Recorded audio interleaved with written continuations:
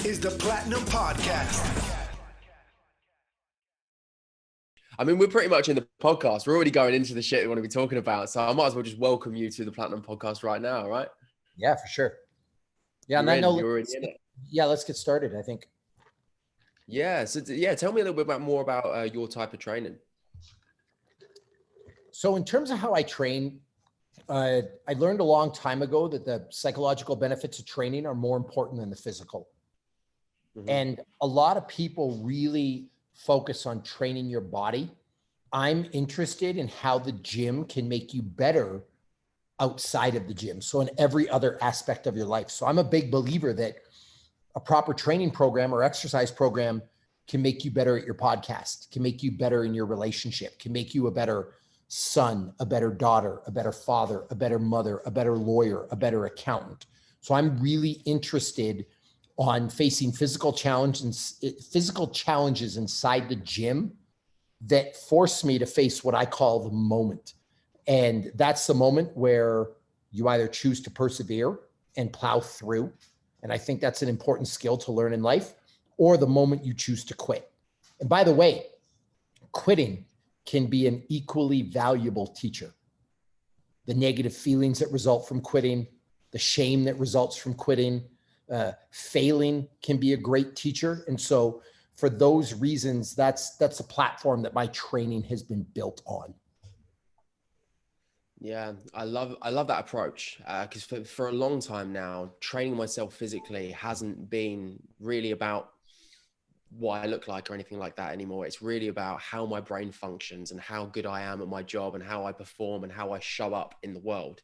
And what you're talking about there is that building up of resilience, right?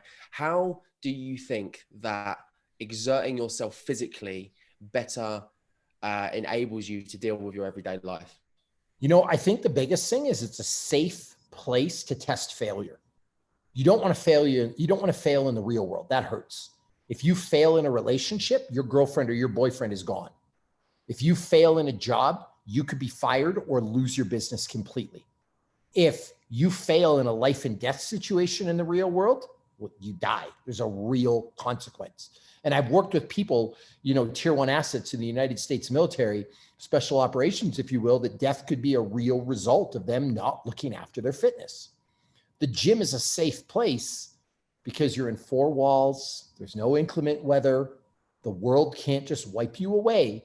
It's a laboratory, if you will, to be able to test your limits. Now, going into the gym, no one's good at it at the start. You're going to face failure. You're going to face adversity. You're going to face an uphill climb. And the skills that you develop learning to A, accept that failure, B, internalize it, and then C, make a plan to overcome the failure and then be successful. That's what's going to transfer to the real world because they're all the same skills. So how you problem solve in the gym, that's how you're going to problem solve in business. I also like what you're saying there. I'm hearing you talk. There's a kind of humility to it as well, isn't it? There's this kind of point where you kind of have to come to terms with you're not always going to win at this. You're not always going to be successful. And that has a huge, huge effect on how you show up, right? Yeah, here's the deal. The gym is the only place in the world that you have full control. And what I mean by that, you could be an incredible boyfriend or an incredible husband and your wife or your girlfriend could cheat on you. And by the way, that works in reverse. You could be the best wife in the world or the best girlfriend in the world, and your significant other could cheat on you. You can be the best driver in the world and be sitting at a red light and someone can rear end you and you can get in an accident and it's not your fault. You could own a business and the economy could crash and you're out of business and it's not your fault. The gym, you have complete control over. And what I mean is, if you show up and you work hard, you might never be the best in the world, but I promise you, you will be better tomorrow than you are today. If you put in the requisite amount of effort, you will improve. If you don't, you'll fall backwards. And so it's a simple proposition for people. We have that control and we learn how to take control of our lives in that false setting, if you will. Yeah, it really is a training ground in and of itself, right? I'd love to hear a little bit about your background. What experiences you go through that really cemented these ideas in your own mind? You know, it really started in my childhood. I was bullied fairly heavily. And I don't take that lightly. On the bus, kids would draw in my face with marker. They'd wedgie me, which is ripping my underwear out. I get punched in the face. And it all came to a head when I was 14 years old. These 4 hockey bullies, they beat me up and broke my collarbone. I didn't want that to happen again, so I joined the wrestling team. The wrestling team didn't have cuts. I was cut from every team I tried out for all my life before that.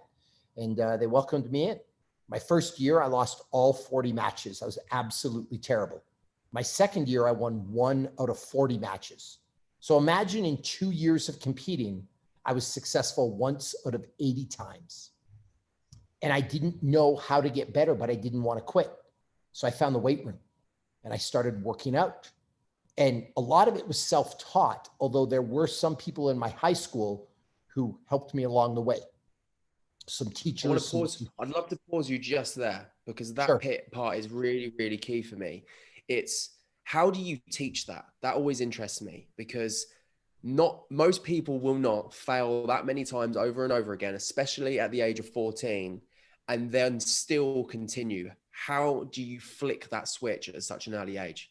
You know, I think there's a nature nurture talk to be had. I think naturally I'm a stubborn person. I see it in my kids.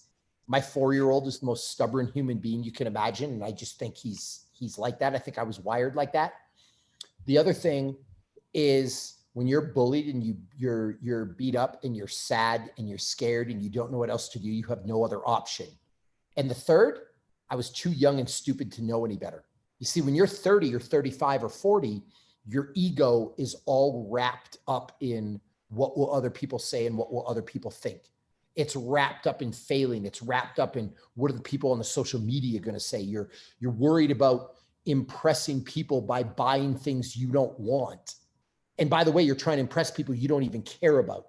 When you're 14, 15, you don't know any better. Like I was too young and stupid to care about any of that stuff. So it was okay to fail.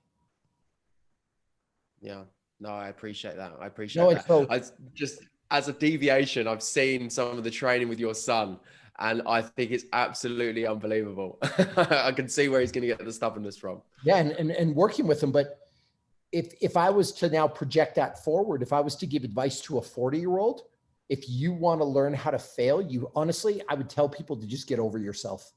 You're not that important and nobody cares about you. Like not everybody in the world is watching you. But I see grown men who have 200 followers on Instagram that think everybody knows what they're doing and everybody's watching them. People are far too wrapped up in their own lives to care about you and what you're doing. And so that I think that's a very important point. You know what I mean? So letting go, sorry, he's here right now. And this is what I talk about, the stubborn part. What do you need, buddy?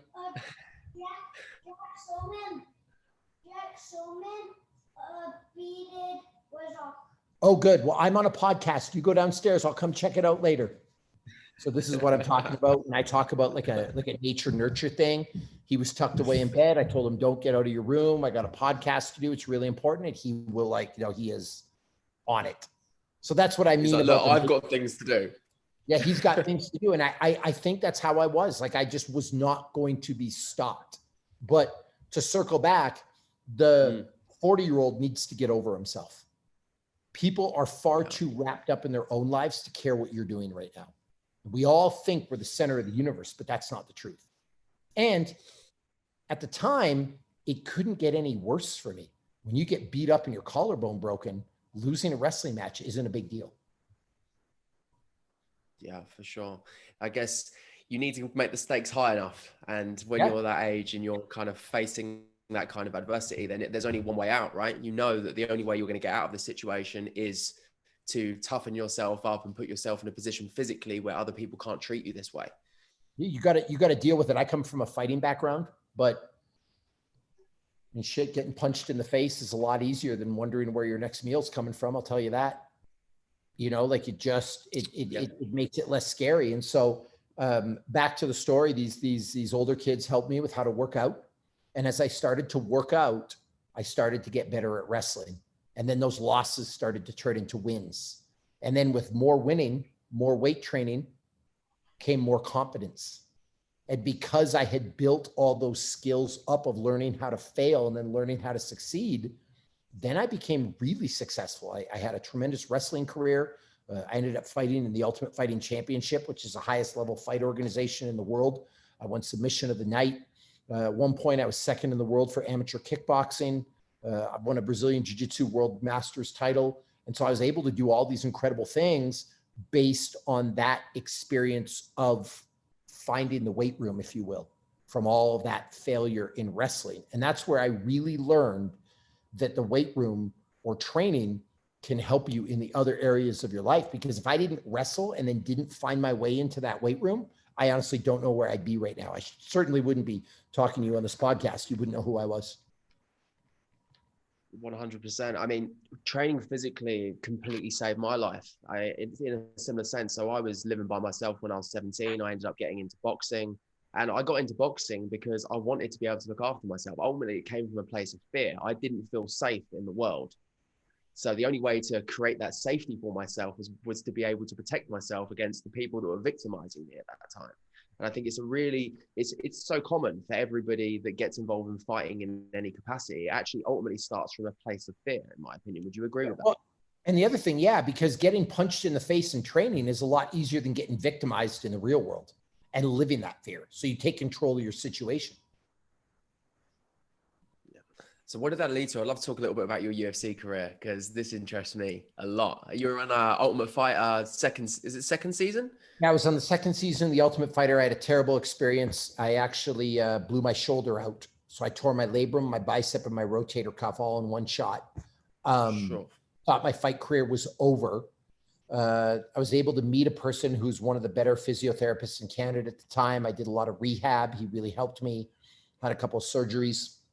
And I was able to work my way back into the UFC. Lost my first fight horribly, got another chance, and then I won that fight and won submission of the night. And that's where my fight career, I guess, really, took off for all intents and purposes, because I'd learned what it meant to be successful at the highest level in the world. From there, lost a fight, won a fight, lost a fight, won a world championship at another organization, bounced around a little bit, and then I retired in 2009. And so, had a wonderful, wonderful experience. And it's funny, there's a lot of people that talk a lot of shit on the internet that, oh, you were only, 5-4, you had a mediocre UFC career, or, you weren't George St. Pierre, or you weren't Conor McGregor, or whatever, man. I fought at the highest level in the world coming from nothing. And it's something I've carried with me for the rest of my life that I'm very proud of. Absolutely. To fight at that level is a massive, massive achievement. And a lot of my friends, they're fighters and stuff. So I have a reasonable understanding of the situations they put themselves through. Just that the camp in and of itself, the battle in that whole process is absolutely huge. And it's a testament to anybody's mental fortitude. So then when you've got some dickhead online who's probably never had a fight in his life start telling you about your achievements in the cage, I mean, it's just ludicrous in and of itself. Well, just as quick math, how many people are on the planet right now? What are we at? 7 billion, 8 billion? Where are we at? I just Googled it. So we're almost at 8 billion. Yeah. Okay, so if you say there's 264 UFCs, because we just had UFC 264, and we'll say there's 10 fights on every card, so 20 fighters. There's been 5,280 people fight in the UFC. That's out of 8 billion people. Even less than that, because some of them are fighting over, the majority of them are fighting over and over again. A lot of them fight. Maybe it's 3,000, maybe it's 2,500, but I'm literally the 1% of the 1% of the 1% of the 1%. So that's something that I take a lot of pride in. Absolutely. But you're not GSP, according to Dave, who sat at his computer on Instagram commentating on your live. I saw your post. I saw your post about that, and it absolutely cracked me up. I saw some of the comments that you were getting, and I was just like, what the fuck are these people saying? But that's why I said earlier that your average 40-year-old needs to get over themselves, because you're worried about what people say that frankly are at home. They're sad, they're insecure, they're miserable, they're jealous, they're envious, whatever. and they're going to attack other people online. Like, why are you so worried about what they're saying and what they're thinking? People spend a lot of their time worrying about the unhappiness of other people, because essentially that's all that's ever happening. Someone's projecting their own unhappiness onto you as an outlet. And it's something I actively work on in my life. I actually want to be able to get to a space where I can turn that into compassion and really see it for what it is, which is the suffering of somebody else. Yes, they're doing it in a bad way, and the first instinct is to go, fuck you. But there's also a lot of sadness there. I'd love to be able to get to a point where I can go, how do we actually help these people that are this miserable, you know? For sure. And the other thing too is I've never lived a life where I wanted to tear other people down. I want to see you win. You know what I mean? And people don't look at life like that. Like, I also have a podcast. If your podcast starts getting 2 million downloads an episode, I don't look at that as some kind of negative light on me or failure on me. I'm just proud of you, and it's awesome to see you do your thing. And you know what? I might want to befriend you and actually learn from you rather than try to tear you down. I want to see everybody in the world win. But we live in a society where we revel in the failures of others. It makes me sad. Like, just going to the grocery store yesterday, if you look at all the tabloid magazines that are at the front by the checkout, people want to see other people in misery. They revel in it. And I just don't understand it. I want to see everybody be successful and be happy.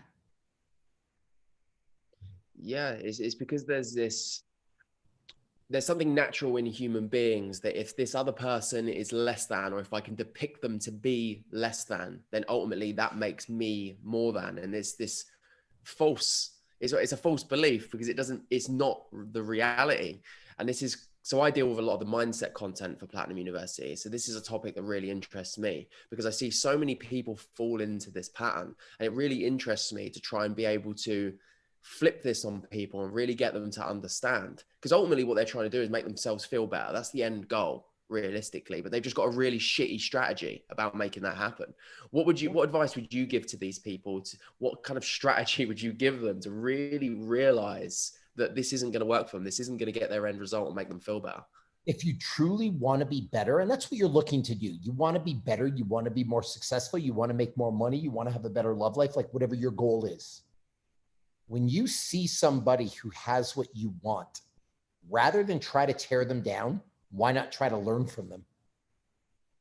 You'd save yourself so many years of frustration, of anger, of all that stuff. I would try to learn from that person. So a good example would be the Jenners and the Kardashians. If you want, you can sit there and you can make fun of them. You can make fun of Kim Kardashian. You can make fun of Kylie Jenner. You can make fun of Kendall Jenner. You can make fun of Kris Jenner. You can laugh at their reality show. You can do whatever you want to do. There is no group of people better on the planet at social media than them. They've turned that into a multi-billion-dollar empire. If there was one person in the world I could sit down with for an hour to pick their brain, it would probably be Kris Jenner, because she's, the progenitor of it all. But I would want to learn from that woman because I would want to get something from it. A lot of people don't realize last year Forbes put out their list of the highest grossing individuals in the world, like celebrities. Kylie Jenner's number 1.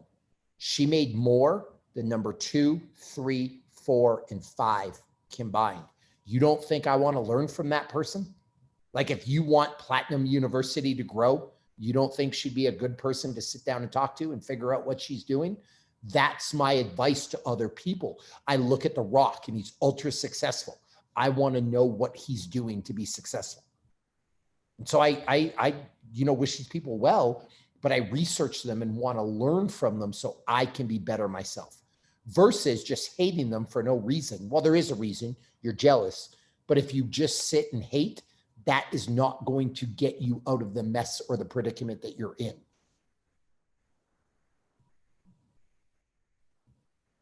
Yeah, I think there's two kind of barriers to getting into this thought process that I can see. And the first one is the inability to be humble and not recognize that you can learn something from everybody, which is a beautiful thing that you learn in martial arts and combat sports in general, because you're going to get your ass kicked. So you need to get your ego out of the way in order to put yourself in that space. And the second one is that I hear is taking fucking ownership of your own life, which is absolutely huge. This is like such a huge barrier to entry for people. They find it so much easier to blame others than just actually take ownership. What are your thoughts on that? Well, I feel like blaming others is you're actually refusing to do the self-work that's needed to improve. So you need external factors so you can sleep better at night. That's, it's insecurity, because there's always somebody has better genetics, somebody was lucky, somebody had a better teacher than you.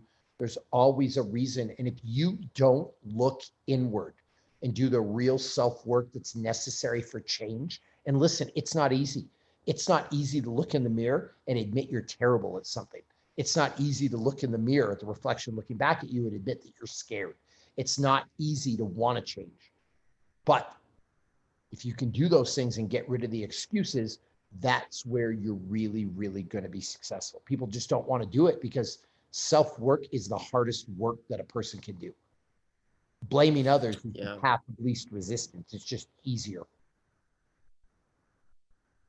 Yeah. And how do you prime? So you obviously work with a lot of high level clients. How do you get people into this headspace on a regular basis? You have to practice. So first of all, every coach needs a coach. That's a term I throw around a lot, but every single person needs a coach. There's an old Nietzsche quote that says nobody gets in God's opera box. And what that means is there's no such thing as true objectivity. You're always clouded when looking at yourself. You're biased. So every person needs a coach who can tell them the truth, who can be a ruthless, evaluator, if you will. And so you're going to need to find somebody to be, honest with you. And so the first step with people that I work with is just outright honesty. I'm not here to hurt your feelings, but I am here to be honest with you and tell you what you need to work on. And then the second part of that, if the person can accept that, they have to do the work on a daily basis. And it's not easy, but it's no different than training. You can't not work out and expect yourself to grow all kinds of muscles. You can't expect change if you're not going to do the work. So you've got to do psychological exercises. You've got to put yourself in uncomfortable positions.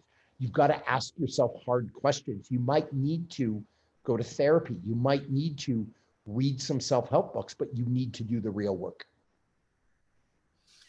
There are no shortcuts. And this is a lot of what we do with Platinum University, because we teach people how to generate income online by an array of different ways. And the biggest problem we have is people thinking that it can just happen overnight. And they have this misconception in every area of life that there is some sort of shortcut. And drilling that into people is probably my biggest job. It's always the biggest thing that I have to explain to people, because for something to have value by its very nature, it has to be difficult. It has to be scarce. It can't be easy, because otherwise you don't value it. So there is literally no shortcut. It's like a fallacy of the human experience to believe there is. Have you encountered any shortcuts in your time? No, there's no such thing as a shortcut. And if you think there's one, you don't want it. The longer you take to succeed, the longer the build, the longer you'll be successful. Let me ask you a question. July 5th, 1994. What does that mean to you? World War II. End of. July 5th, 1994. Does that date mean anything? We said 1944. Oh. No, 1994. Not a lot. Okay. Off the top of my head. You're in the business of creating online business, correct? Correct. What's the most successful online business in the history of Earth? Amazon. That's the date Amazon was founded. Let me ask you a question. When did you actually hear of Amazon? 2008, 2010, 2006? Yeah, somewhere around 10 years ago. Yeah, 1994 was when that was founded. So how much work did Jeff Bezos and his crew have to put in before Amazon became successful? 10 years? Quite a lot. 12 years. But you want it in 6 months. You want it in 6 weeks. You want it in 3 months. You want it in 3 easy payments of $9.99. There's no shortcuts. I'm gonna have to rip that little section off and like post it on the website at some point. Just like, look, just so you understand, guys, this is not the way it fucking works. There's no two ways about it. Well, think about Apple too. When was Apple founded? And Mac. Like, we're talking in the 80s. My history isn't on point, as you can probably tell by my World War II statement. They almost went bankrupt multiple times. Nike, if you read Shoe Dog, the book, he almost went bankrupt multiple times before Nike became successful. Like, some of the biggest brands, like if you take Nike and Apple and Amazon, you could argue those are the 3 most successful businesses on the planet. And guess what they all have in common? It took years and years and years to build and get successful. So again, I love that. Why do you think you're going to get it in 2 minutes? It doesn't work like that. Exactly. And so for everybody listening to this right now who's trying to become a multimillionaire off some fucking meme crypto coin, just remember, you're rolling the dice. It's probably not going to work. Oh shit. So I just looked it up. Apple was founded April 1st, 1976. Jesus. That was a long time ago. So the iPhone. Was I alive? I didn't exist. I was swimming around inside my dad at that point. So the iPhone, which fundamentally changed Apple, was 2007. So it took Apple 30 years to really get it right. And that's a company. Now look at being a human being. Yeah. You know what I mean? Though? So you can't tell me it's going to happen in 2 minutes. There's just no shortcuts, and you have to get over it. And it takes a lot of work and a lot of failure and a lot of pain to build something beautiful.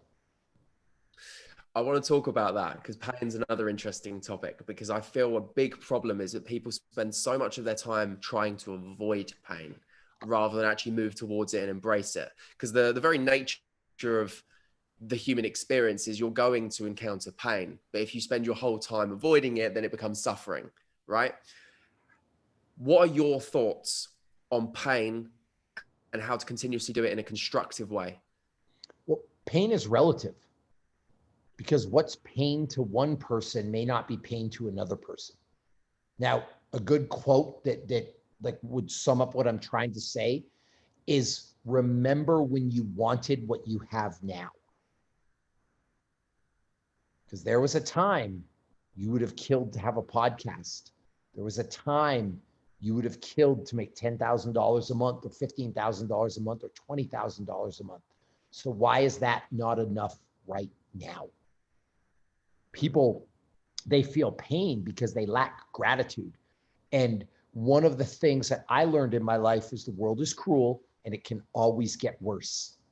If you found out today that you only had a year to live, your idea of what's painful or what's scary or what's difficult would change dramatically overnight.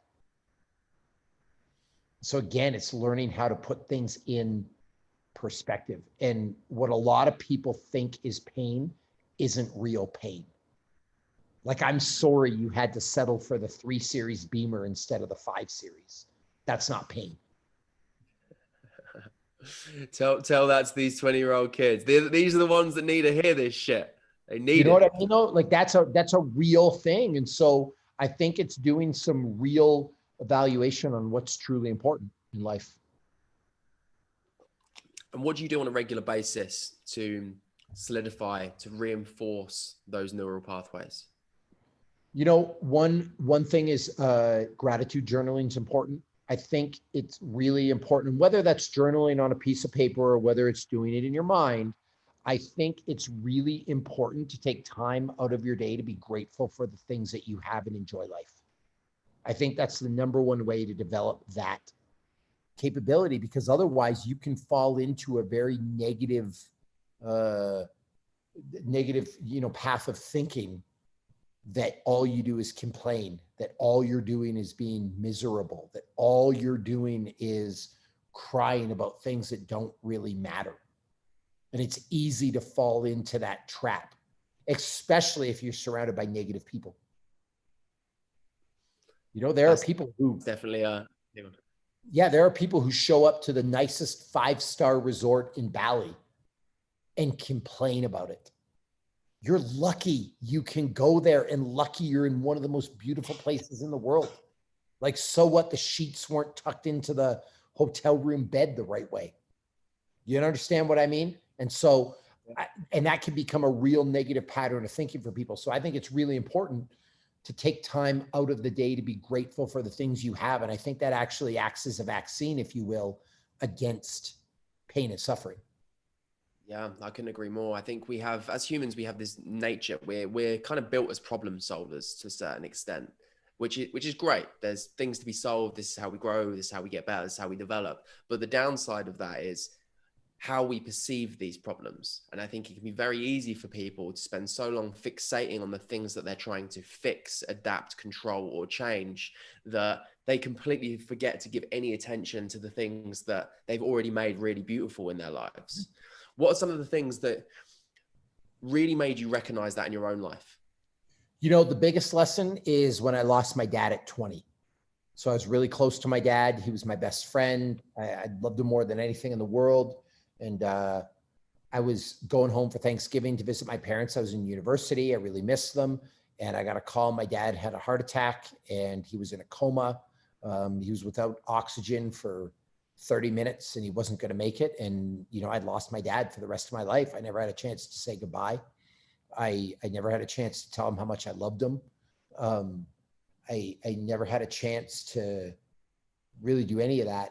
And it kind of like threw my world into a tailspin. All of a sudden I didn't know what to do anymore. And I think when you go through that kind of pain, and that's real pain, by the way, when you go through that kind of hardship, you learn real fast what's important and what's not important. So I think it's perspective is what that gave me in terms of what's really important in life. You know what I mean? And by the way, there's no amount of money that can bring my dad back. There's no amount of fame that can bring my dad back. There's no amount of anything that can bring him back. And so I've learned, I think through experience, to be really grateful for so-called simple things like time with my kids, like being able to spend time with them, being able to do things with them. You're talking about seeing me work out with my kids. Like, those things are precious to me. That means more to me than anything in the world. And so I think learning through, you know, that experience for me helped me with that. Yeah. Do you think there's any way around having those experiences for people to really get these messages? Again, a lot of my job is explaining that money isn't the be all and end all. We have a lot of people, that's what they're fully focused on. They think that that's what they really want, but the reality is in most cases it isn't. They actually want something else. And I always find myself wondering, it's all well and good saying things, but sometimes it just doesn't land. And I wonder if there's ever really any true alternative to just truly experiencing these things. You know, I don't know the answer to that question. I think it's an individual thing. I think some people can learn and get there without a real experience, but I think for most people, experience is the best teacher that we have. You have to go through it, not read about it or hear about it. Yeah, totally. And with your son, I've seen, like, so he's competes in Taekwondo, right? Yep. What would you say what are the real lessons that you're trying to instill in your boy? You know, one of the biggest ones is again, a safe place to learn how to fail. We actually just had national championships last week. He lost his first match. And it kind of sucks for a 12-year-old to hop on a plane, stay in a hotel, wait a couple of days, go through a weigh-in, and then fight and lose your match and be embarrassed in front of all your friends and have to go home and go through all that effort to get one fight and lose. It's got to hurt a little bit. At the same time, it teaches him that the world's filled with failure. that for every winner, there has to be a loser. You see, winning and losing, they go together, because you cannot have a winner without a loser. It teaches him that he needs to work harder. It's a great experience for him to learn. So I think learning about failure and learning about eventual success is a big part of it. Learning how to respect your competitors. That's why he's in a martial art. He's got to bow. He's got to say thank you. He's got to do all the traditional things that you got to do within a martial art. And so I think for those two things, the respect coupled with learning how to fail and succeed, they're going to make him better in life. Yeah, and I often see the journey that parents go on, and I admire it more and more as this really beautiful learning process for both individuals. I feel like it's this amazing space for someone like yourself. You're a dad. You get to really apply the lessons that you've learned and then give them to a young boy and mold them in a particular way. And I think it's a really powerful thing. It's something I never used to really understand, but when I watch it now, I see it as such a beautiful learning space. What has fatherhood taught you? I think fatherhood, the biggest thing it's taught me is how to be a better teacher. Because trying to explain things to a 6-year-old, to a 5-year-old, to a 4-year-old, to an 8-year-old, to a 12-year-old is a lot different than trying to explain it to a grown man. And so if you can explain it to the 4-year-old, if you can explain it to the 6-year-old, you learn the ability to explain it to a grown man. It's also made me question some of my beliefs, and it's given me a certain sense of humility. There's an interesting story that I reference. There's a gentleman that played for the New England Patriots in football, and he was in the middle of a contract dispute, and he wasn't playing for the team. And his 4-year-old son said, "But Dad, didn't you sign a contract?" And the dad's like, "Yeah." And he's like, "Well, isn't that like a promise?" And the dad's like, "Yeah."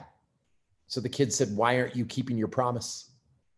And the dad at the time couldn't answer him. And he's like, "I realized at that moment I was wrong, and I went back to work and dropped my contract dispute because I couldn't explain it to a 4-year-old." So I think that's such a beautiful story, because as adults, we get into the shitty behavior, but kids aren't wired like that. They'll call you out. "Dad, why are you lying?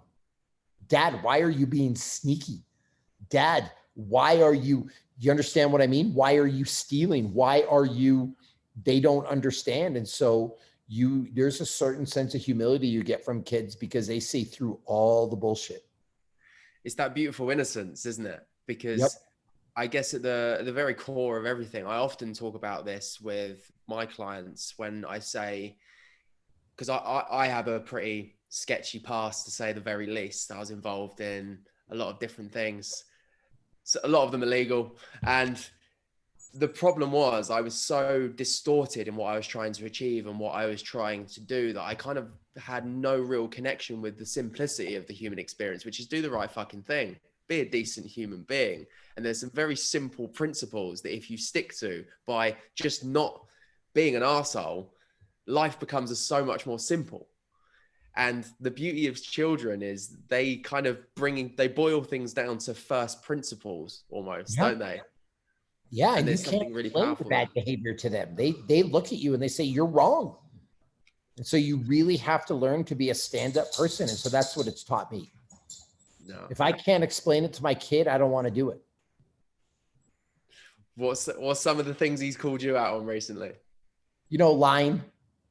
Try to be honest all the time, but we always do it. It's that, "Oh, I'm busy right now, I can't do that." Well, Dad, you're not busy. You're not doing anything. Why did you lie? Fuck me. Ugh. You got me. And that is one of the things that has actually taught me, because that's a behavior I used to engage in. I credit my 12-year-old son with helping me learn to say no. Because he would call me out on that all the time. Because when you don't want to do something, you don't say, "No, I don't want to." There's always an excuse. "No, I'm busy." "No, I have to work." And then you hear the little voice in the back says, "Well, you're not working right now. Why are you lying?" Fuck. But there's no arguing that. And we all do it as well. We all do we all it. do it because we don't want to say no. We have a bad relationship with the word no. But here's the reality. No, I don't want to is an acceptable answer to any question.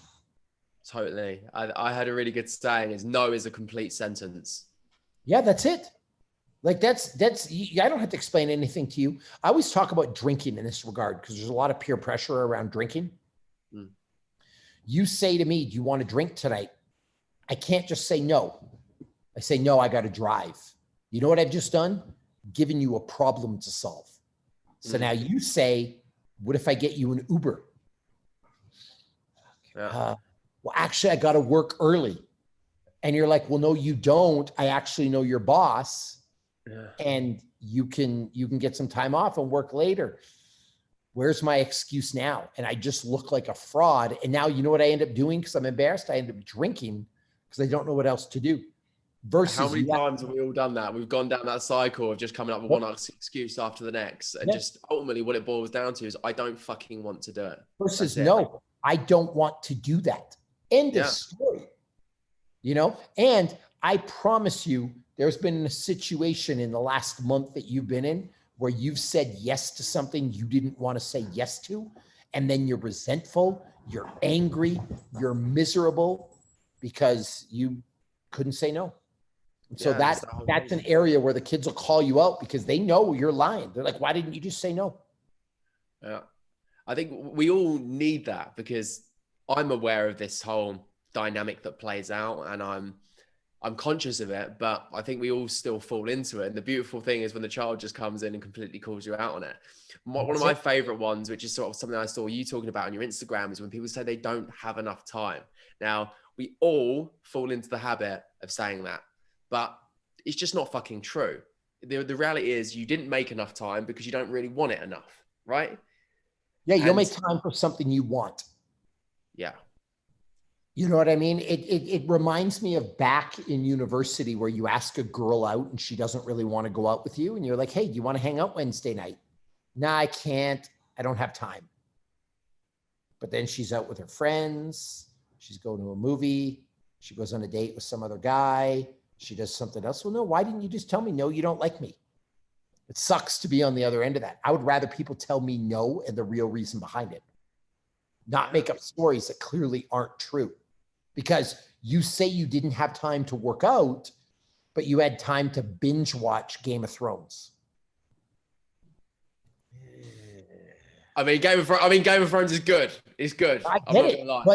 But if you have 3 hours a day to watch TV or 5 hours or 8 hours in a weekend, you had time to work out. Just tell me you don't value it. And I'm okay with that. Yeah, so it's a reasonable response. If you don't care about it, that's okay. That's a far more acceptable excuse than lying to yourself. I think the danger of it is when you're dishonest with yourself about it, because I feel like so many people do this so unconsciously that they don't even recognize the fact because they tell themselves they want to do it, but they can't. Yeah. So it's automatically, it's disempowering. It's an instant placing yourself as a victim of circumstance. And then you take away your own power in that process. But the beauty of kids, sorry, I was just turning the lights on there, but the beauty of kids is they don't have that issue. They'll just say no. Mm.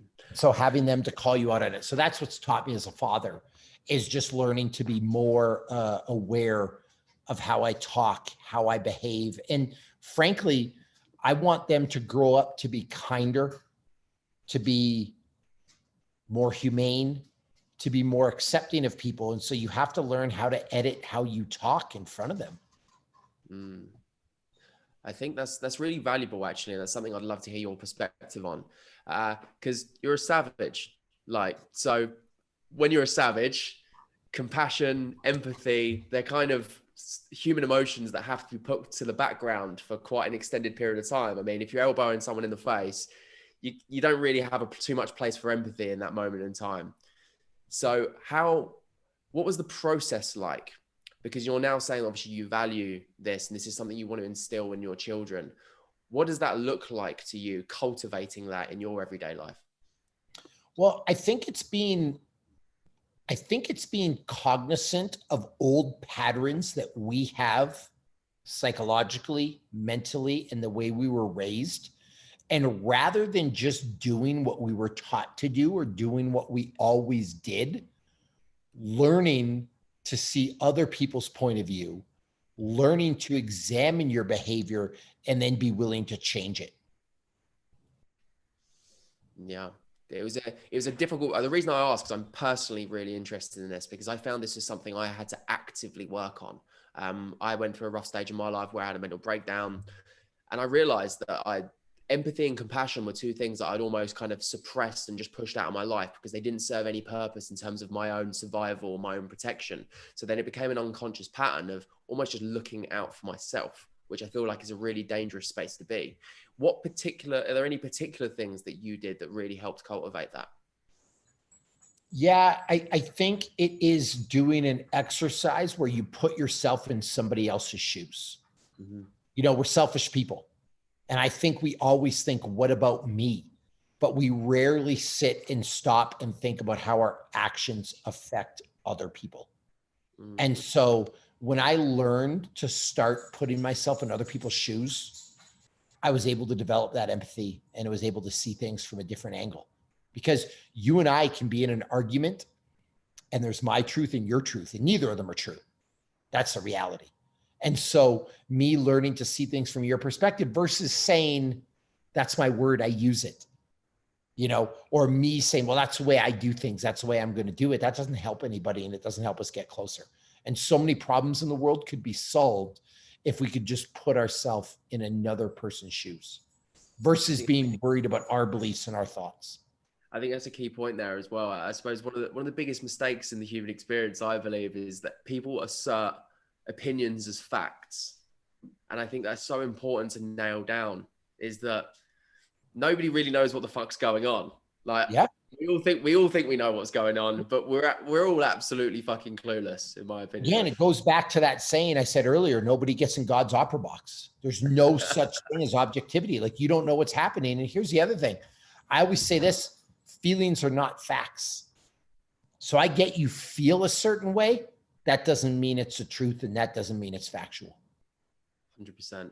And all of our feelings are essentially, they come from our previous patterns, our previous conditioning, and the meaning that we've attached to the experiences that we once had, right?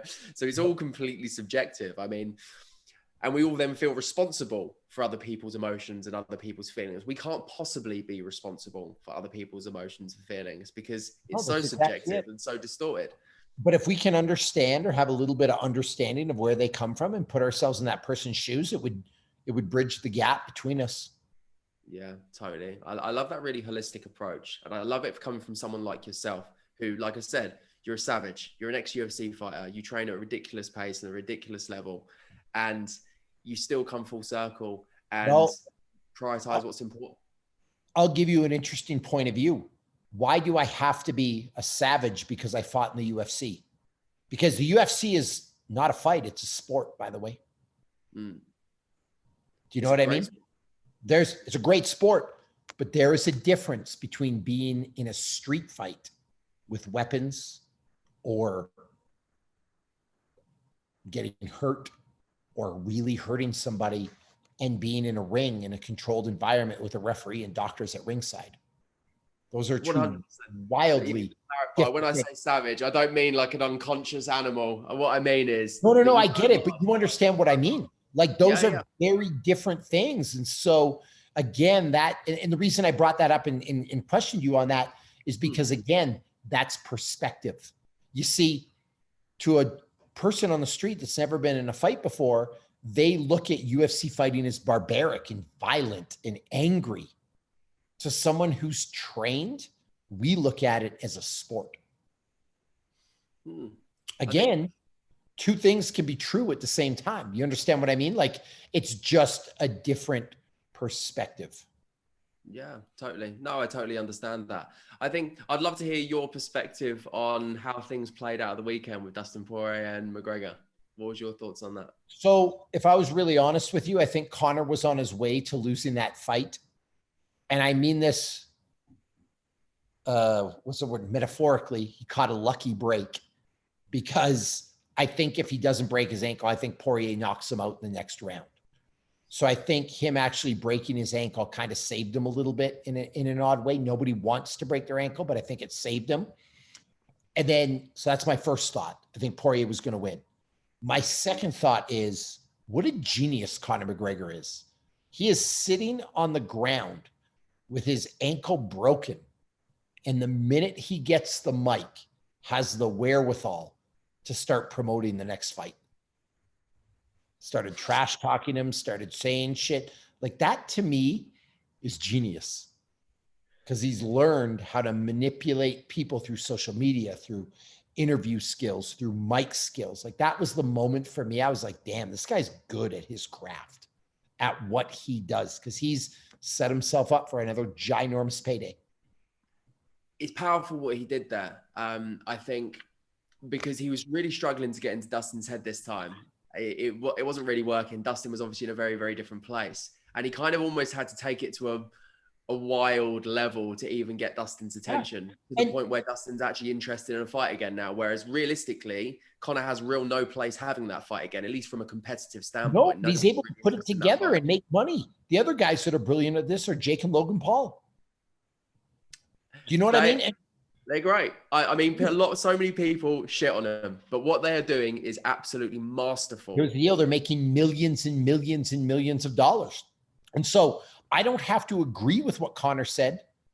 I don't like that he went after Dustin's wife. I don't like that he said he was going to hold a gun to their head in their sleep. Like, I'm not saying I like it or I agree with it, but I can respect the brilliance of that man and the wherewithal. Imagine snapping your tibia in half and still having the wherewithal to promote your next thing. That to me is brilliant. It is powerful. I think it's really hard for people to understand. I don't know if anyone can really understand the psychology of a guy like that.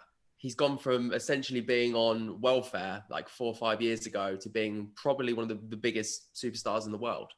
Yeah, it's incredible.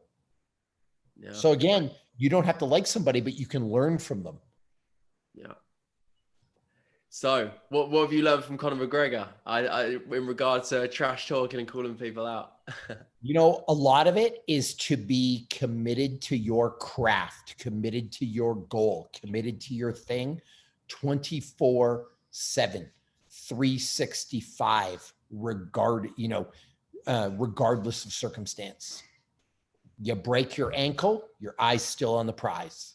You get a divorce, your eye's still on the prize. Death in the family, your eye is still on the prize. Like he just does not lose focus. And that's what people need. And you're going to need that focus over a lengthy period of time. Conor McGregor's got hundreds of millions of dollars in the bank, and he's still promoting, still trying, still going after it. And what are your eyes focused on right now? You know, I want to positively affect as many people as humanly possible.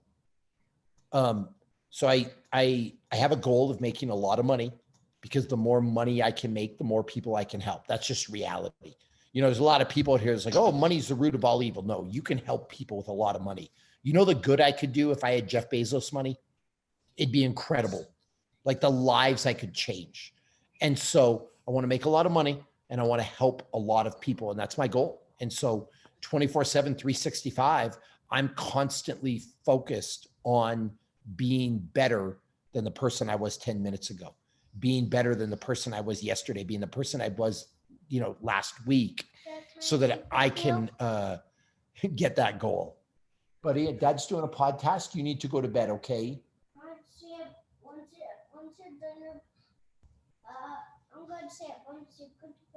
You go to bed and then I'll come down and see you when I'm done. I'm almost done, okay? Can I have a kiss? I love you so much, okay?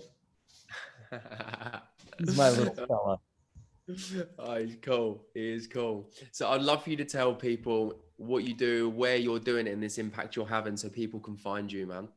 Yeah, I mean, you can find me at Bobby Maximus. That's where you find everything these days. Like, it's so funny. People hate on social media, but it's such a wonderful tool to get to meet people. Like, without social media, we wouldn't know each other. And so at Bobby Maximus, Twitter, Facebook, Instagram, just go there and you will find my website. You'll find my products. You'll find my book.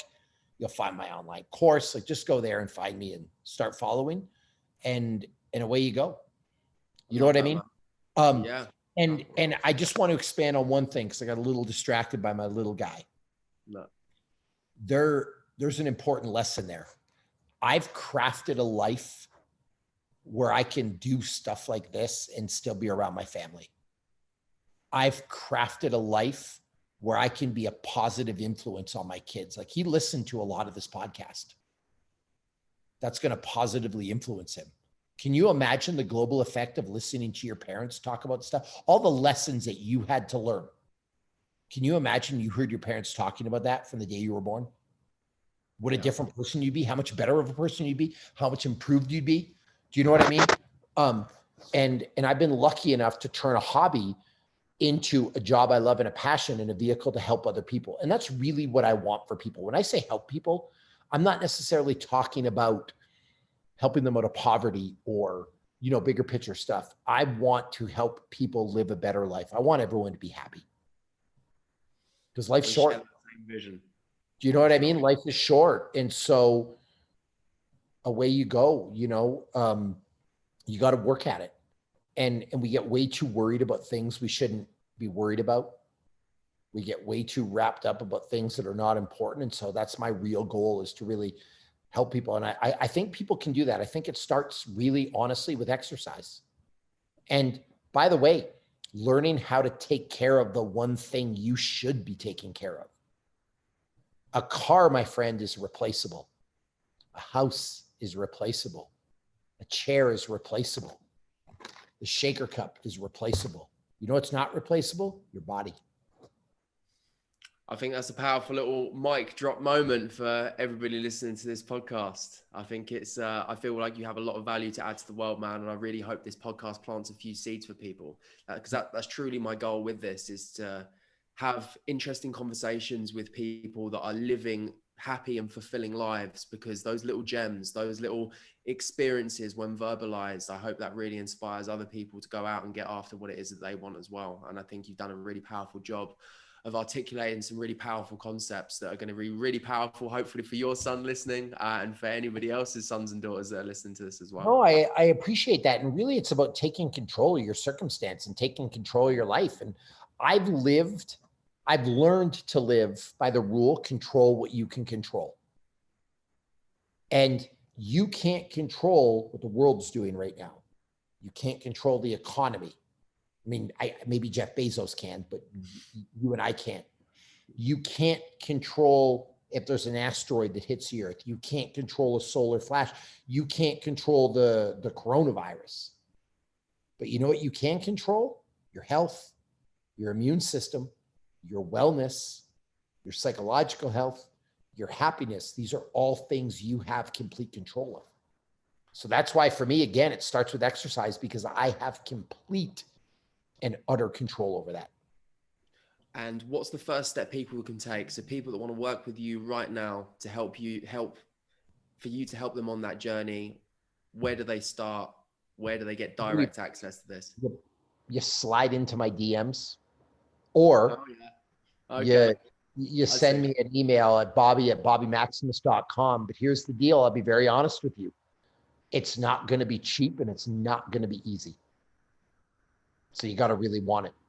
That's the reality. Like, it's one-on-one coaching. I'm sorry, it's not going to be $100. It's not going to be $200. It's going to be more than you're probably prepared to pay. But if you want to change, you got to do it the right way, and you got to work with somebody good, and it's going to take a real investment. Beautiful. Thank you very much, Bobby. Thank you so much for coming on the podcast. Hey, thank you so much. Thank you for being so welcoming. Thank you for allowing me to do this in my house with my boys. Really grateful. And I'm a big fan of what you do, and grateful for your work too, because I know you're out there helping a lot of people. So I think if there were a lot more people like us that were dedicated to helping others, how much better would the world be? That's the goal. That's the goal. Keep making more of them if we can. Let's inspire as many as we possibly can. That's exactly it. So thank you so much. Thank you, Bobby. I really appreciate it, man. This is the Platinum Podcast.